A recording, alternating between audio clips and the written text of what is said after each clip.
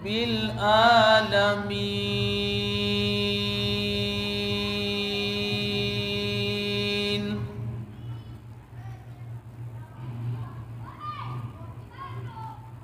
والعاقبة للمتقين.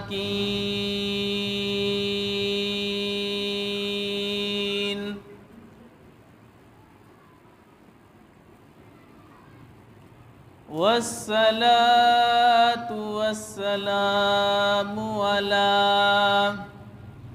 سيد الأنبياء والمرسلين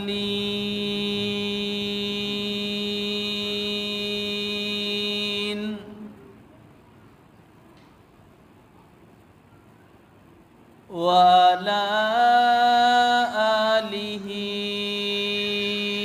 وإطرته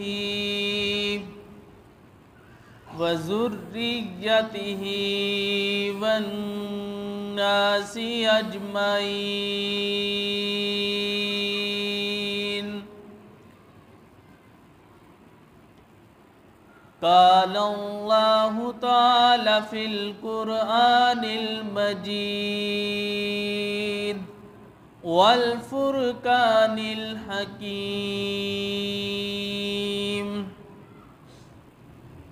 قل بفضل الله وبرحمته فبذلك فليفرحوا.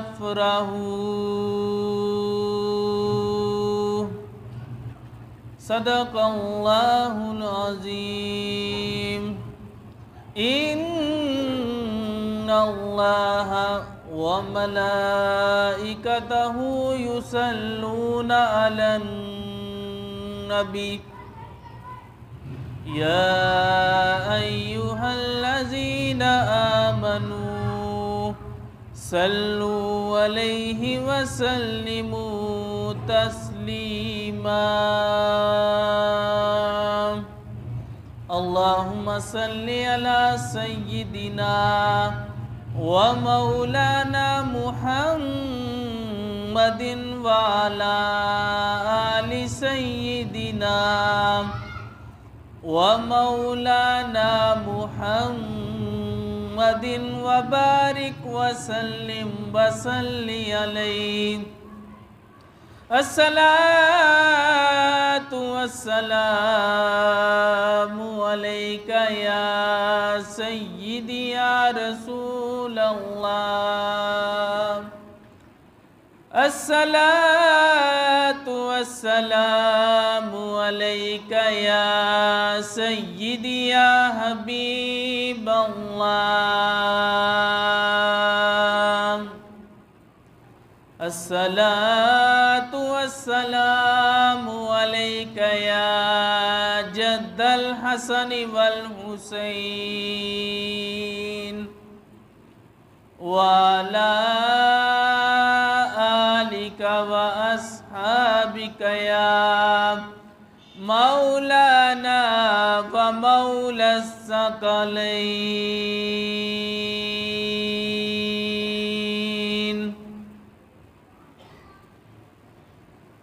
اللہ پاک کی حمد و ثنا اور حضور علیہ السلام کی بارگاہ میں درود و سلام کا نذرانہ پیش کرنے کے بعد معزز سامعین ذی وقار السلام علیکم ورحمۃ اللہ. اللہ پاک کا ان گنت لاتعداد بے شمار شکر ہے کہ اس کی ذات نے ہمیں اشرف المخلوقات انسان بنایا، اور نہ صرف انسان بنایا بلکہ تاجدار مدینہ، سرور قلب و سینہ، فیض گنجیدہ، معطر صاحب پسینہ، آمنہ کے لال کا امتی بنایا. اور نہ صرف آمنہ کے لال کا امتی بنایا بلکہ ہماری ہدایت اور رہنمائی کے لیے ایک مکمل اور جامع کتاب قرآن مجید فرقان حکیم کو نازل فرمایا، اور فرمایا ولا رطب ولا یابس الا فی کتاب مبین۔ جب سے ربیع الاول کا مہینہ شروع ہوا ہے، ہر کسی کے چہرے پر رونق ہے، تازگی ہے، ہر کوئی شاد ہے، اور ہر کوئی حضور علیہ الصلوۃ والسلام کا میلاد منا رہا ہے۔ ہر طرف میلاد کے چرچے ہیں، محافل ہو رہی ہیں، ہر بندہ اپنے طریقہ سے میلاد منا رہا ہے، کیونکہ اس مبارک ماہ میں تاجدار مدینہ، سرور قلب و سینہ، فیض گنجینہ، معطر صاحب پسینہ، آمنہ کے لال تشریف لائے۔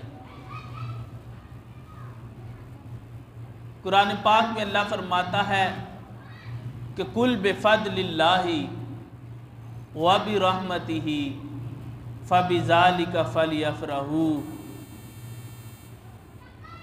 پیارے آپ فرما دیجئے، اللہ نے حضور علیہ الصلوۃ والسلام کو ارشاد فرمایا کہ قل آپ فرما دیجئے بفضل اللہ، کہ جب بھی تمہیں اللہ کا فضل ملے، وبرحمتہ، اور اللہ کی رحمت ملے، فبذلک فلیفرحوا، تو اس پر خوشی کا اظہار کرو۔ اب پہلے فرمایا کہ جب بھی تمہیں اللہ کا فضل ملے، اب کائنات کا سب سے بڑا فضل کیا ہے؟ کائنات کا سب سے بڑا فضل یہ ہے کہ اللہ پاک نے ہمیں حضور علیہ الصلوۃ والسلام عطا فرمائے۔ اللہ خود فرماتا ہے کہ وَلَقَدْ مَنَّ اللَّهُ عَلَى الْمُؤْمِنِينَ إِذْ بَعَثَ فِيهِمْ رَسُولًا۔ تحقیق میں نے مومنوں پر احسان کیا ہے کہ ان کو اپنا محبوب عطا فرمایا ہے۔ تو کائنات کا سب سے بڑا جو فضل ہے اللہ کا، وہ حضور علیہ الصلوۃ والسلام کا اس دنیا میں تشریف لانا ہے۔ پھر آگے فرمایا وَبِرَحْمَتِهِ، کہ جب اللہ کی رحمت ملے تو اس پر بھی کیا کرو؟ فَلْيَفْرَحُوا، خوشی کا اظہار کرو۔ تو کائنات کی جو سب سے بڑی رحمت ہے، بلا شبہ وہ بھی حضور علیہ الصلوۃ والسلام کی ذات ہے۔ اللہ خود فرماتا ہے وَمَا أَرْسَلْنَاكَ إِلَّا رَحْمَةً لِلْعَالَمِينَ، کہ پیارے ہم نے آپ کو تمام جہانوں کے لیے رحمت بنا کر بھیجا ہے۔ تو جب بھی اللہ کا فضل ملے، اللہ کی رحمت ملے، تو مومنین کو چاہیے کہ اس پر خوشی کا اظہار کریں، فَلْيَفْرَحُوا۔ تو حضور علیہ الصلوۃ والسلام ہی کائنات کا سب سے بڑا فضل ہے، اور سب سے بڑی کائنات کی رحمت بھی حضور علیہ الصلوۃ والسلام کی ذات مبارکہ ہے۔ اچھا، باقی کائنات میں جتنی بھی رحمتیں ہیں، ان میں کئی نہ کئی زحمت کا ایلیمنٹ پایا جاتا ہے۔ زحمت کا جو عنصر ہوتا ہے وہ کہیں نہ کہیں پایا جاتا ہے۔ اب بیٹی رحمت ہے اللہ کی، لیکن جب والدین کی عزت خاک میں ملا دے تو وہ زحمت۔ بارش اللہ کی رحمت ہے، اور جب سیلاب کی صورت اختیار کر لے تو پھر زحمت ہے۔ اب دیکھ لیں آدھا پاکستان ڈوبا ہوا ہے، سیلاب کی صورت اختیار کر لی نا بارشوں نے، تو بارش بھی جب سیلاب کی صورت اختیار کر لے تو زحمت۔ مہمان بھی اللہ کی رحمت ہے، لیکن مہمان جو آتا ہے وہ بھی اگر اتنے دن ٹھہرے کہ میزبان کے پاس کچھ بھی نہ بچے کہ جو وہ اسے پیش کرے تو وہ بھی زحمت بن جاتا ہے۔ لیکن ایک تاجدار مدینہ کی ذات ہے وہ واحد کہ جو ہر حال میں رحمت ہی رحمت ہے، کیونکہ وَمَا أَرْسَلْنَاكَ إِلَّا رَحْمَةً لِّلْعَالَمِينَ کہ پیارے ہم نے آپ کو تمام جہانوں کے لیے رحمت ہی رحمت بنا کے بھیجا ہے۔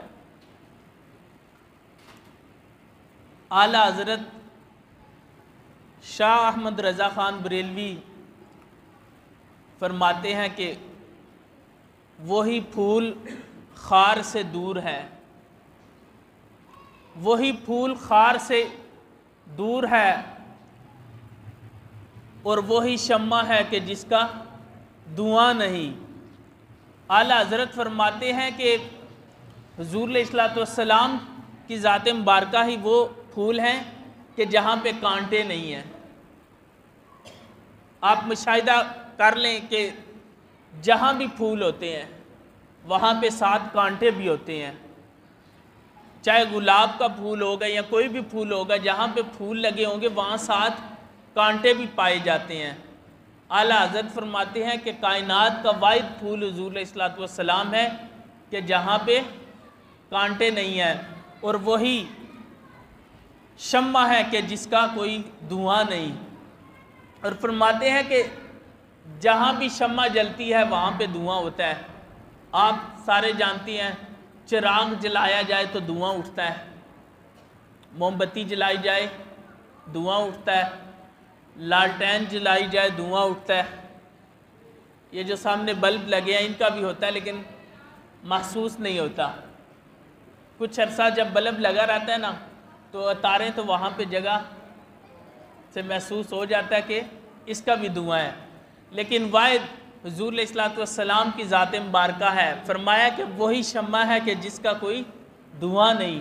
اعلیٰ حضرت نے کیا خوب انداز میں حضور علیہ السلام کی نعت بیان فرمائی ہے کہ وہی پھول خار سے دور ہے اور وہی شمع ہے کہ جس کا کوئی دھواں نہیں۔ اور پھر حضور علیہ السلام کی جو رحمت ہے وہ پوری کائنات کے لیے ہے، پوری کائنات کو اس نے گھیرا ہوا ہے۔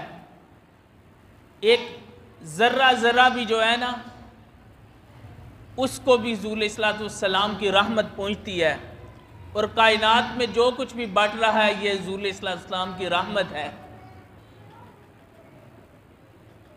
حضور علیہ السلام ایک عرابی کے باغ میں گئے،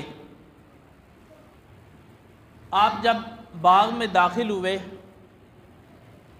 تو عرابی کا جو اونٹ تھا وہ حضور علیہ السلام کے پاس آیا اور آوازیں نکالنے لگا اور اس کی آنکھوں سے آنسو آ گئے۔ حضور علیہ السلام نے اس کے کوہان پہ ہاتھ پھیرا اور اس کے کانوں کے پیچھے ہاتھ پھیرا۔ حدیث شریف میں آتا ہے فسکنا، بس وہ پرسکون ہو گیا۔ جب حضور علیہ السلام نے اس کے کوہان پہ اور اس کے کانوں پہ ہاتھ پھیرا تو وہ پرسکون ہو گیا۔ تو حضور علیہ السلام نے اس کے مالک کو بلایا، وہ جو انصاری صحابی تھے، ان کو کہا کہ تم اس کا خیال نہیں کرتے ہو، یہ مجھے شکایت لگا رہا ہے کہ تم اس کو کھانا کم کھلاتے ہو اور بوجھ زیادہ لاتے ہو۔ فرمایا اس کا خیال کیا کرو۔ تو حضور علیہ السلام کی جو رحمت ہے وہ ہر چیز کے لیے ہے۔ حضور علیہ السلام نے ایک مرتبہ حضرت امام حسن رضی اللہ تعالیٰ عنہ کو اٹھایا ہوا تھا اور آپ کہیں تشریف لے جا رہے تھے۔ آپ نے راستے میں حضرت امام حسن رضی اللہ تعالیٰ عنہ کا بوسہ لیا۔ جب آپ نے بوسہ لیا تو آپ کو اقرا بن حابس جو بدو تھا اس نے دیکھ لیا، وہ پاس آیا، کہنے لگا کہ میرے 10 بیٹے ہیں، میں نے آج تک کسی کا بوسہ نہیں لیا۔ تو حضور علیہ الصلوۃ والسلام نے فرمایا کہ من لا یرحم لا یرحم، فرمایا جو رحم نہیں کرتا اس پہ رحم بھی نہیں کیا جاتا۔ حضور علیہ الصلوۃ والسلام پہلے خطبہ جمعے کا جو ہے وہ ایک لکڑی کا جو ستون تھا اس کے ساتھ ٹیک لگا کے دیا کرتے تھے۔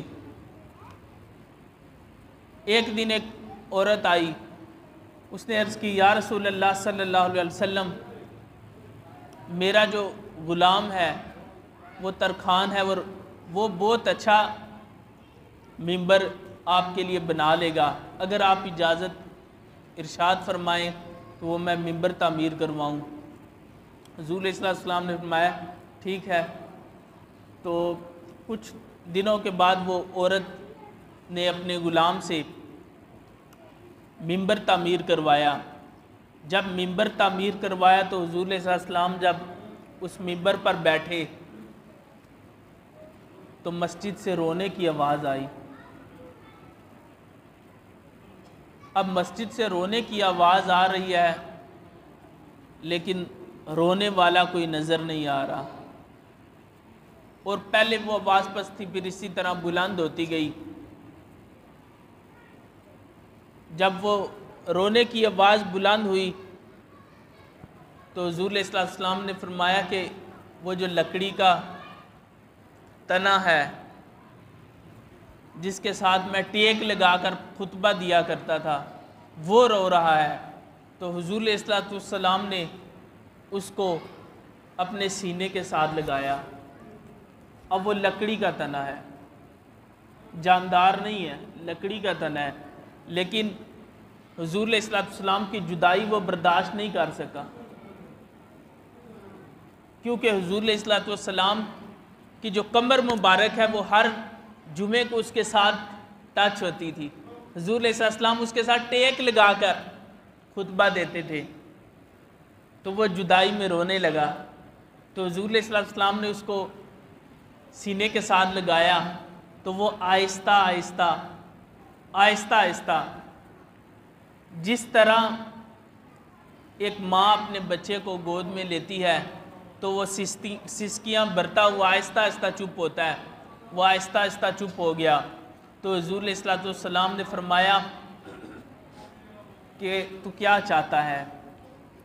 اگر تو چاہے تو میں تجھے اس دنیا میں سرسبز درخت بنا دوں، اور اگر تو چاہے، اب وہ دیکھیں وہ لکڑی تھی، بالکل درخت سے بھی کاٹی ہوئی تھی، اس کا تنا تھا جس کے ساتھ ٹیک لگاتے تھے، لیکن میرے نبی کا اختیار ہے۔ حضور علیہ السلام نے فرمایا اگر تو چاہے تو میں تجھے اس دنیا میں ہرا بھرا درخت بنا دوں، اور اگر تو چاہے تو میں تجھے جنت میں پہنچا دوں۔ اب وہ درخت بھی سمجھدار تھا، اس نے عرض کی یا رسول اللہ یہ دنیا تو چند دن کی ہے، گزر جائے گی، ختم ہو جائے گی، میں جنتی درخت بننا چاہتا ہوں، کیونکہ جنت میں جو بھی چیز ہوگی وہ ہمیشہ کے لیے ہوگی، اس کو زوال نہیں ہے، وہ ہمیشہ کے لیے ہوگی۔ تو حضور علیہ السلام کو عرض کیا کہ یا رسول اللہ صلی اللہ علیہ وسلم میں جنتی درخت بننے کو ترجیح دوں گا۔ تو حضور علیہ السلام نے صحابہ کو کرام رضوان اللہ تعالیٰ علیہم اجمعین کو فرمایا کہ میرے صحابہ ایک گڑھا کھودو۔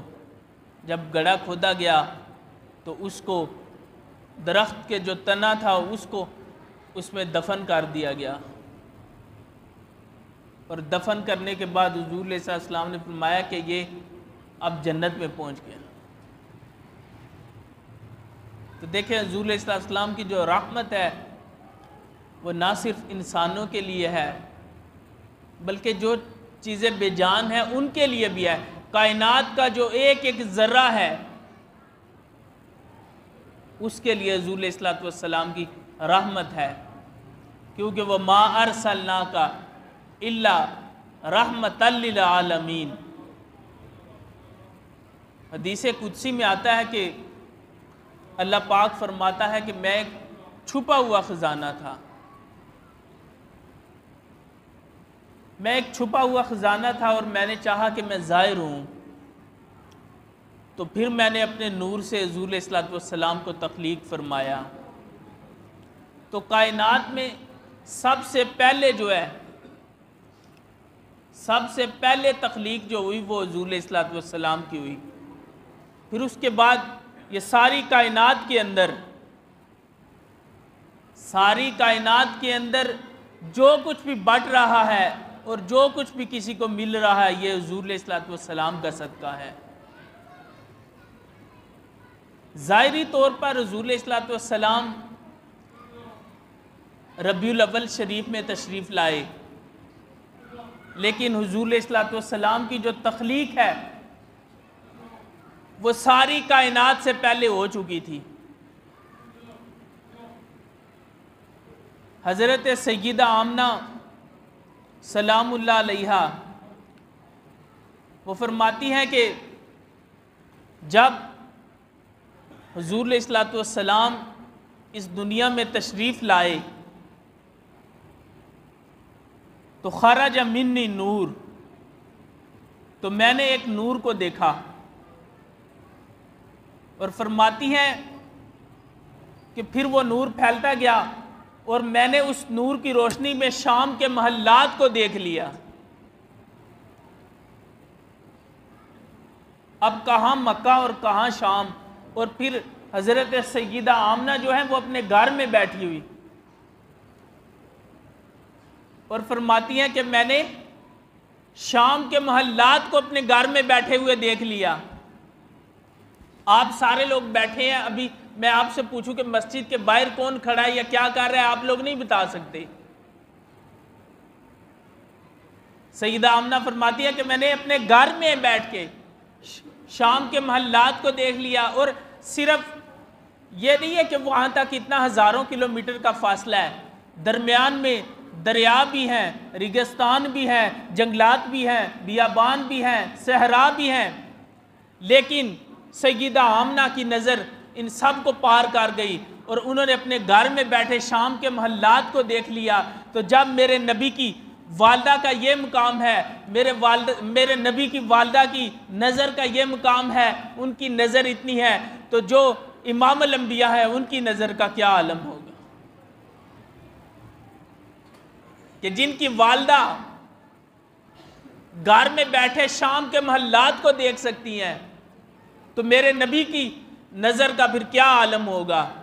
حضرت موسیٰ علیہ السلام جب کوہ طور پر گئے تو آپ نے عرض کی کہ یا اللہ میں آپ کو دیکھنا چاہتا ہوں. فرمایا لن ترانی، نہیں دیکھ سکتے.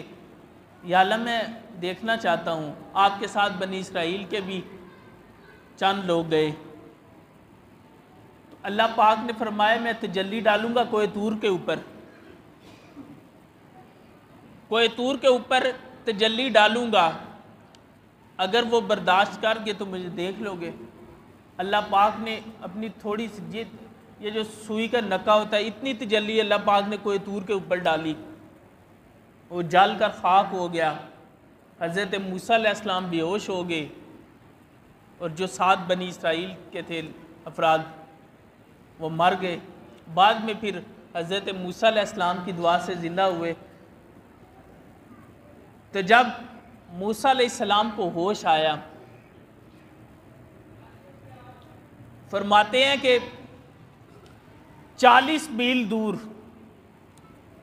ابھی صرف ایک اللہ نے تجلی ڈالی تھی کوہ طور کے اوپر، تو موسیٰ علیہ السلام اسے برداشت نہیں کر سکے تھے اور بے ہوش ہو گئے. اور فرماتے ہیں جب میں ہوش میں آیا تو میری نظر کا یہ عالم ہو چکا تھا کہ 40 میل دور کالے پہاڑ کے اوپر کالا جو غار ہے اس کے اندر کالی چیونٹی جب چلتی ہے اور اس کے چلنے سے جو ہلکی سی لکیر پیدا ہوتی ہے، میں موسیٰ اس کو بھی دیکھ لیتا ہوں۔ 40 میل دور، یہ تقریباً 60 کلومیٹر بن جاتا ہے، اور 40 میل دور پہاڑ بھی کالا ہو، غار بھی کالا ہو، چیونٹی بھی کالی ہو، اور فرمایا جب وہ رینگتی ہے اور اس کے رینگنے سے جو لکیر پیدا ہوتی ہے، میں موسیٰ اس کو بھی دیکھ لیتا ہوں۔ تو جب ایک تجلی کو دیکھنے کے بعد موسیٰ علیہ السلام کی نظر کا یہ عالم ہو گیا، تو جنہوں نے معراج میں آمنے سامنے ملاقات کی، کعبہ کا قوسین او ادنیٰ، فرمایا اتنا فاصلہ جتنا تیر کمان کا اور تیر کمان جڑے ہوتے ہیں۔ تیر اور کمان کا کیا فاصلہ ہوتا ہے آپ کو بھی پتہ ہے، فرمایا کعبہ کا قوسین او ادنیٰ، یا اس سے بھی زیادہ قریب۔ تو موسیٰ علیہ السلام کی نظر کا یہ عالم تھا، تو جب تاجدار مدینہ معراج پہ گئے، اللہ پاک کے ساتھ ہم کلام ہوئے، تو ان کی نظر کا کیا عالم ہوگا۔ یہ حضور علیہ السلام کو اللہ پاک نے خاص عطا تھی، اللہ پاک کی خاص عنایت تھی، اور پھر امام الانبیاء بنایا۔ موسیٰ کے بھی امام، عیسیٰ کے بھی امام، ہر تمام نبی جتنے بھی آئے، ایک روایت میں 1,24,000 اور ایک روایت میں آیا ہے کہ 2,24,000۔ تو جتنے بھی انبیاء اس دنیا میں تشریف لائے، اللہ پاک نے سب کا امام بنایا۔ تو پھر جو سب کے امام ہیں ان کا کیوں نہ میلاد منایا جائے۔ جب کسی کے عام بچہ پیدا ہوتا ہے تو وہ کتنی خوشی مناتا ہے،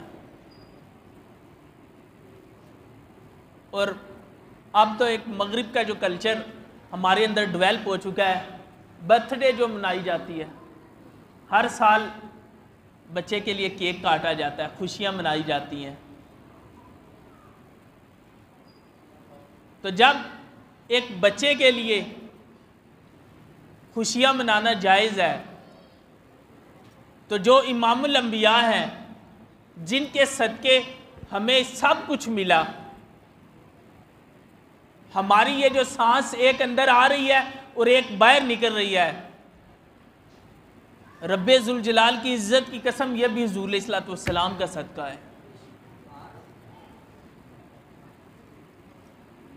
حدیث شریف میں آتا ہے، حضرت امیر معاویہ رضی اللہ تعالیٰ عنہ روایت کرتے ہیں کہ ہم سارے صحابہ ایک دن مسجد نبوی میں جمع ہوئے، اور جمع ہونے کے بعد تذکرہ کرنے لگے کہ اللہ پاک کا شکر ہے کہ اللہ پاک نے ہمیں امام الانبیاء عطا فرمائے۔ اللہ پاک کا شکر ادا کر رہے تھے کہ اللہ نے ہمیں امام الانبیاء عطا فرمائے اور ہمیں ہدایت عطا فرمائی۔ حضور علیہ السلام تشریف لائے، حضور علیہ السلام نے فرمایا کہ میرے صحابہ کیا کر رہے تھے۔ اب حضور علیہ السلام جانتے تھے، لیکن پیار سے پوچھا کہ کیا کر رہے تھے۔ صحابہ کرام رضوان اللہ تعالیٰ علیہم اجمعین نے عرض کی، یا رسول اللہ صلی اللہ علیہ وسلم، ہم اللہ کا شکر ادا کر رہے تھے اس بات پر کہ اللہ پاک نے ہمیں آپ کا امتی بنایا اور ہمیں ہدایت عطا فرمائی۔ تو حضور علیہ السلام نے فرمایا، میرے صحابہ قسم کھاؤ۔ اب حضور علیہ السلام جانتے بھی ہیں، حضور علیہ السلام کو یہ بھی پتا کہ میرے صحابہ سارے صحابہ سچے ہیں، تربیت جو حضور علیہ السلام نے کی ہے، لیکن پھر بھی فرمایا قسم کھاؤ۔ سارے صحابہ نے قسم کھائی یا رسول اللہ قسم ہے ہمیں رب کی کہ ہم مسجد نبوی میں اسی نیت سے جمع ہوئے ہیں کہ ہم اللہ کا شکر ادا کریں کہ ہمیں آپ کا امتی بنایا اور ہمیں ہدایت عطا فرمائی۔ تو حضور علیہ الصلوۃ والسلام نے فرمایا کہ میرے صحابہ، مجھے کوئی تمہاری سچائی پہ شک نہیں ہے، مجھے تمہاری سچائی پہ، دیانت پہ کوئی شک نہیں ہے، لیکن میں نے اس لیے قسم لی ہے کہ ابھی حضرت جبرائیل تشریف لائے تھے، ابھی حضرت جبرائیل تشریف لائے تھے، اقرا علیہ السلام، انہوں نے سلام عرض کیا اور اس کے بعد عرض کی کہ یا رسول اللہ صلی اللہ علیہ وآلہ وسلم کہ اللہ پاک آپ کے غلاموں نے جو کام کیا ہے کہ مسجد نبوی میں بیٹھ کر اللہ کا شکر ادا کیا ہے، اور اس بات پر شکر ادا کیا ہے کہ ہمیں آپ کا امتی بنایا گیا، تو اللہ پاک اپنے فرشتوں کے ساتھ آسمانوں پر ناز کر رہا ہے۔ تو میلاد اسی کو کہتے ہیں کہ حضور علیہ الصلوۃ والسلام کا تذکرہ کیا جائے، حضور علیہ الصلوۃ والسلام کی تخلیق، حضور علیہ الصلوۃ والسلام کا بچپن، حضور علیہ الصلوۃ والسلام کی جوانی، اور حضور علیہ الصلوۃ والسلام کی سیرت کے جو واقعات ہیں، اور حضور علیہ الصلوۃ والسلام کی رحمت ہے جو پوری کائنات کے اندر پھیلی ہوئی ہے، اسی کا تذکرہ کرنا یہ میلاد ہے۔ اور میلاد منانے کے لیے پھر یہ بھی ضروری نہیں ہے کہ کوئی محفل باقاعدہ سجائی جائے اور میلاد منایا جائے۔